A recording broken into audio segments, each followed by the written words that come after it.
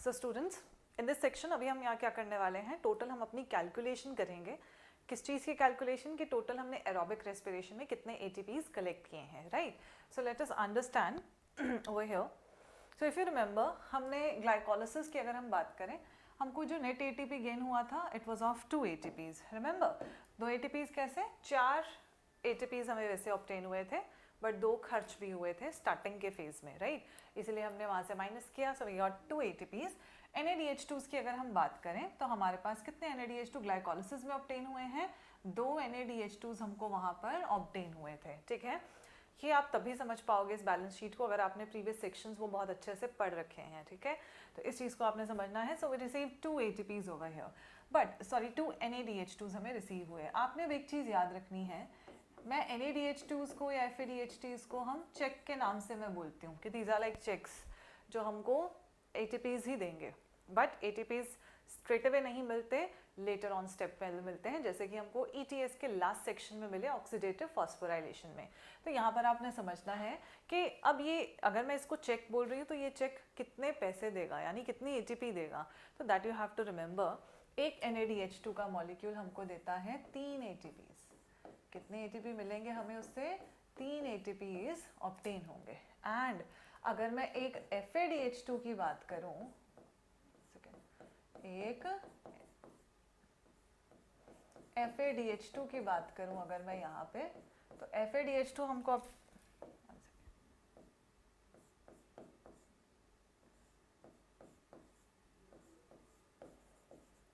FADH2 just a second gives 2 ATP हमको ये देता है, ठीक है. तो ये कितने ATPs आपको देगा? यहाँ पर 2 ATPs हमें यहाँ पर रिसीव होंगे. सो आपने याद रखना है, एक NADH2 3 ATP देगा और एक FADH2 2 ATP देगा. That is why we are multiplying with it, okay. So 2 NADH2 मिले तो ATP कितना हुआ? 2 × 3 6 ATPs. FADH2 आपको ग्लाइकोलिसिस के स्टेप पे नहीं ऑब्टेन होता. क्रेब्स साइकिल की बात करें, ATPs 2 ऑब्टेन होते हैं. एक क्रेब्स साइकिल में एक ही मिलता है. व्हेन सक्सिनाइल कोएंजाइम में कन्वर्ट होता है सक्सिनिक एसिड में, राइट. तो एक ATP वहाँ, तो 2 क्रेब्स साइकिल हो रही है with 2 pyruvic acid molecules, 2 ATP ये हो गए. एक टर्न ऑफ क्रेब्स साइकिल में 4 NADH2 होते हैं, तो 2 में 8 हो गए. 8 × 3 चेक 8 है, तो ATP कितना? 8 × 3 24 ATPs. क्योंकि एक NADH2 आपको कितने ATP दे रहा है? 3 ATPs ऑब्टेन होंगे, राइट. आगे बढ़ते हैं यहाँ पे. FADH2 1 Krebs cycle 1 FADH2 you were obtaining. किस स्टेप पर? जब succinic acid was converting into fumaric acid, right. जहाँ पर एंजाइम था हमारा सक्सिनेट डिहाइड्रोजनेज, राइट. तो यहाँ 2 × 2 करेंगे. 2 क्यों? क्योंकि 2 Krebs साइकिल हैं, 2 FADH2 मिलेंगे, टोटल 4 ATPs ये हो गए. बस सबको टोटल कर लेंगे. ये टोटल जो ATPs 4 हो गए. यहाँ पर 24 × 6 30 ATPs, ये वाले 4 ATPs. ग्रैंड टोटल हमारे पास हुआ कितना? 38 ATPs. याद रखेंगे, पर हम तो बोलते हैं 36 ATPs. तो रीज़न, क्योंकि 2 ATPs कंज्यूम हो जाते हैं. कहाँ कंज्यूम हो जाते हैं? सो इफ़ यू रिमेंबर, हमारे पास अगर हम सेल की बात करें, जो फर्स्ट स्टेप है ग्लाइकोलिसिस, वो बाहर हो रही है साइटोप्लाज्म में. तो जब ग्लाइकोलिसिस के नतीजे में निकला क्या बना? 2 ATP मिले और साथ में हमको 2 NADH2 भी यहाँ पर ऑब्टेन हुए थे. आपने ये याद रखना है कि ये 2 NADH2 को भी माइटोकॉन्ड्रिया के अंदर ट्रांसपोर्ट किया जाता है. तो जब इन NADH2 को यहाँ ट्रांसपोर्ट किया जाता है तो यहाँ पर 2 ATP का खर्च हो जाता है. 2 ATPs हमारे यहाँ खर्च हो जाते हैं, तो इसीलिए भी -2 ATPs. तो मैंने लिखा है, it is used in the transport of NADH2s obtained from glycolysis to mitochondria. तो आपके पास रह गए कितने? 36 ATPs, ओके. इस चीज़ को आपने याद रखना है. एनारोबिक रेस्पिरेशन में इतना ATP नहीं मिलता. क्यों? क्योंकि एनारोबिक में तो यही बात खत्म हो जाती है. ग्लाइकोलिसिस में आप टोटल करो ना, तो ग्लाइकोलिसिस के ही इकलौते 6 × 2 8 ATP बनते हैं. बट हम बोलते हैं एनारोबिक रेस्पिरेशन में तो सिर्फ 2 ही ATP मिल रहे हैं. उसका रीज़न मैं आपको यहीं पर एक्सप्लेन कर देती हूँ. द रीज़न इज़, आपको एनारोबिक रेस्पिरेशन में जब ग्लाइकोलिसिस होती है तो ये जो चेक मिलते हैं ना, ये चेक साथ के साथ ही खर्च हो जाते हैं. आई मीन ये 2 NADH2 के मॉलिक्यूल्स कंज्यूम हो जाते हैं. कहाँ कंज्यूम हो जाते हैं? अगर तो अल्कोहलिक एसिड फर्मेंटेशन हो रही है तो इथेनॉल बनाने में ये 2 NADH2s वहाँ खर्च हो गए. और अगर मसल्स में हो रही है एनारोबिक रेस्पिरेशन तो लैक्टिक एसिड बनाने में ये दो NADH2 मॉलिक्यूल्स खर्च हो जाते हैं। तो आप यही देख सकते हो NADH2 दोनों मिल ही नहीं रहे हैं, तो बचा क्या, ओनली 2 ATPs। ओके, तो आप इस बैलेंस शीट से भी एनारोबिक रेस्पिरेशन को यहाँ से भी हम अंडरस्टैंड कर सकते हैं। तो यहाँ पर आपको क्लियर हो गया कि टोटल आपके पास कितने ATPs बने हैं एंड हाउ। अब नेक्स्ट हमारे पास एक टॉपिक आता है रेस्पिरेटरी कोशेंट का। रेस्पिरेटरी कोशेंट को हमें समझना है। रेस्पिरेटरी कोशेंट का मतलब ये होता है कितना CO2 इवॉल्व हुआ, विद रेशो हम ले रहे हैं कि वॉल्यूम ऑफ ऑक्सीजन कंज्यूम कितनी हुई है। ये हम अभी आगे समझते हैं। मतलब कि CO2 एंड ऑक्सीजन इनका बेसिकली एक रेशो हम देख रहे हैं। थोड़ा सा समझते हैं। जब ब्राइट सनलाइट की अगर मैं बात करूं, राइट, अगर मैं बात कर रही हूँ ब्राइट सनलाइट की, जैसे मैंने यहाँ लिखा है, रेस्पिरेटरी कोशेंट पर आती हूँ, पर अभी इस चीज़ को समझिए पहले।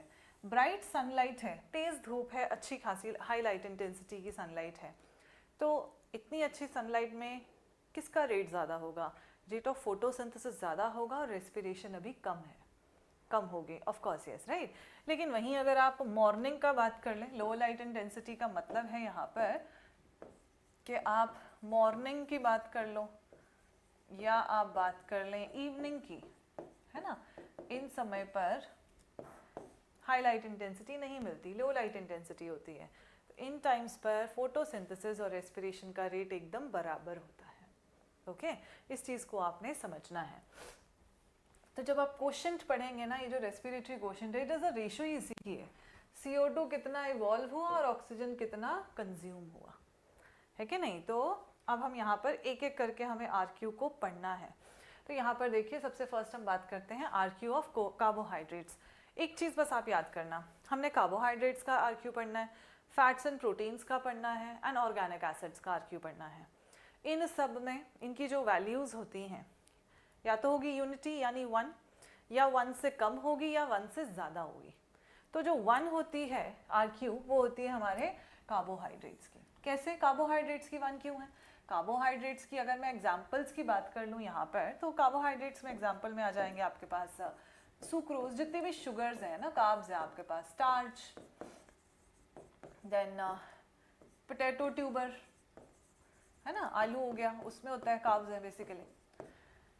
सो ये सब क्या है, हमारे कार्ब्स हैं। And seeds of cereals, wheat का, राइस का, है ना, इनके जो सीड्स होते हैं सब में कार्ब्स ही रिच हैं, ठीक है। तो इनमें जो RQ का वैल्यू होता है वो 1 होता है। एग्जाम्पल में मैं यहाँ पर फोटोसिंथेसिस का रिएक्शन ले लेती हूँ। तो आपने देखा है ना, आप फोटोसिंथेसिस के रिएक्शन में कैसे लिखते हो, 6CO2 प्लस 12H2O, आगे क्या बनता है,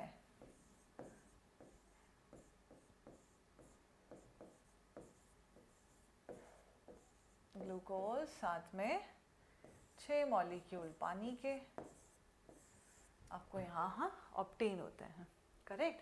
तो ज़रा आप ध्यान से देखो, बात यहाँ किसकी होगी, RQ में बात हम किसकी करते हैं, volume of CO2, I am sorry, हाँ जी, volume of CO2 and oxygen की बात हो रही है, right. So let us see over here, can you see यहाँ CO2 का कितना है, my bad, this is 6, okay, 6 CO2, 6 auto select हो रहा है, 6H2। तो अगर मैं RQ निकालूं यहाँ, तो CO2 कितनी, 6, वाटर कितना, 6, वैल्यू आई 1। तो कार्बोहाइड्रेट्स के केस में आपने याद रखना है, जितनी CO2 रिलीज हो रही है वही यूज हो जा रही है किसमें, मतलब वो कंज्यूम हो जा रही है in the process of respiration, ठीक है। तो वैल्यू यहाँ पर कितनी आ रही है, 1 आएगी, ठीक है। तरीका याद रखना है, कार्बोहाइड्रेट्स हैं जिसका RQ 1 होएगा। अब इससे अगले आएंगे जिनका लेस देन 1 है। लेस देन 1 आपने याद रखना है होती है प्रोटीन्स एंड फैट्स की, ठीक है, याद रखोगे। फैट्स और प्रोटीन्स का लेस देन 1 होता है। इसमें एक चीज याद रखना है, फैट्स और प्रोटीन्स दोनों में ही लेस ऑक्सीजन कंटेंट होता है।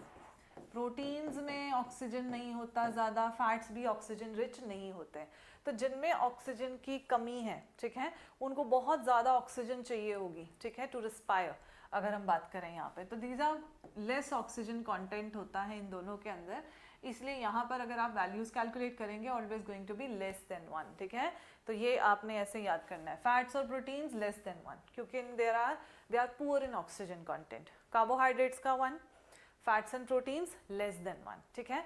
आपको ना ऐसे पूछा जा सकता है यहाँ पर, जैसे कि फैट्स में एग्जाम्पल ले लेते हैं इधर, example of castor seeds, castor के बीज का आरक्यू पूछा जा सकता है, तुम कार्बोहाइड्रेट से गलती कर सकते हो, castor seed is rich in fats, ठीक है, तो इसलिए इसका लेस देन 1 होगा, ठीक है। तो इस तरीके से you have to answer. Next we have is more than 1 सिर्फ होता है आपके ऑर्गेनिक एसिड्स का, सिर्फ ऑर्गेनिक एसिड्स का मोर देन 1 आरक्यू होता है, because they are rich in oxygen content अच्छा खासा होता है। एग्जाम्पल में देखेंगे अगर, सो जस्ट मिनट, हाँ जी, so here we have organic acids की अगर हम बात करें, तो ये ऑक्सैलिक एसिड की अगर हम बात करें, इसका होता है 4, malic acid and citric acid same 0.33,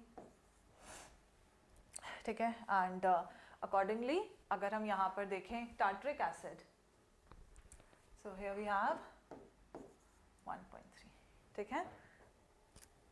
So these are the RQ values. So with this आपको इस चैप्टर में RQ से क्वेश्चन आ सकता है, NCERT से बाहर नहीं आएगा। आपने याद रखना है कार्बोहाइड्रेट्स का 1 होता है, फैट्स एंड प्रोटीन्स का लेस देन 1, क्योंकि they are poor in oxygen content, सिर्फ ऑर्गेनिक एसिड्स का ही मोर देन 1 होता है।